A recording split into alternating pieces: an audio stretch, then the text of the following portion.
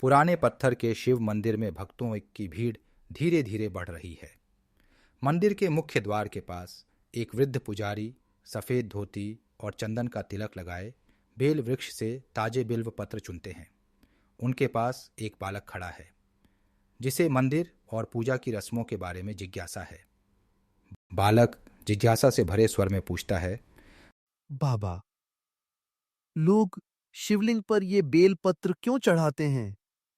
इनका इतना महत्व क्यों है?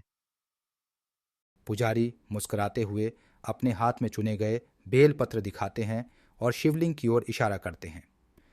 बेटा, प्राचीन ग्रंथों में ऐसा कहा गया है कि बेल वृक्ष स्वयं माता लक्ष्मी का रूप है और इसके पत्र भगवान शिव को अत्यंत प्रिय हैं। एक कथा के अनुसार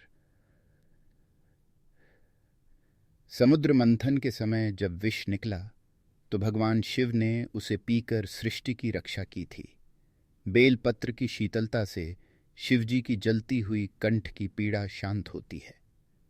बालक मंत्रमुग्ध होकर देते हैं कि कैसे पुजारी बिल्व पत्र को ध्यानपूर्वक शिवलिंग पर अर्पित करते हैं।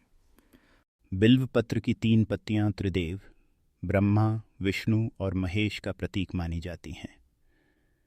जब हम इसे अर्पित करते हैं तो यह हमारे मन, वचन और कर्म की शुद्धि का प्रतीक होता है। भगवान शिव इसे अत्यंत प्रसन्नता से स्वीकारते हैं।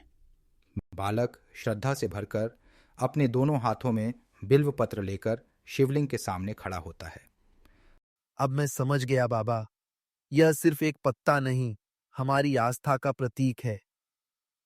पुजारी आशीर्वाद देते हुए सिर पर हाथ रखते हैं। सच्ची श्रद्धा और निस्वार्थ भाव से चढ़ाया गया बिल्व पत्र भगवान शिव को अत्यंत प्रिय है। यह हमें विनम्रता, शुद्धता और भक्ति का संदेश देता है। मंदिर की घंटियों की गूंज के बीच बालक के मन में भक्ति की नई लौ जल उठती है। वह जान चुका है कि बिल्व पत्र चढ़ाने की परंपरा केवल एक रस्म नहीं बल्कि शिव भक्ति की आत्मा है।